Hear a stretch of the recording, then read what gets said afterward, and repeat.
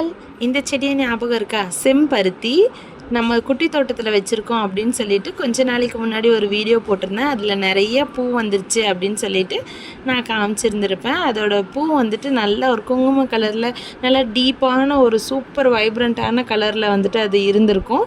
இப்போ அந்த காய் எல்லாமே வந்துட்டு நமக்கு இந்த மாதிரி பருத்தியாக வெடித்து நிற்குது. எவ்வளோ அழகாக இருக்குது பாருங்கள் இந்த பருத்தி. இந்த மாதிரி செடியில் நான் இப்போ தான் ஃபர்ஸ்ட் டைம் பார்க்குறேன் பருத்தி வெடிச்சிருக்கிறது. இதில் ஒரு சிலதெல்லாம் மட்டும் இப்போ கொஞ்சம் வெடிச்சிருக்கு. அது எல்லாத்தையுமே இன்றைக்கி ஹார்வெஸ்ட் பண்ணிவிட்டேன். அதை தான் அவங்க கூட ஷேர் பண்ணிக்கலாம் அப்படின்னு.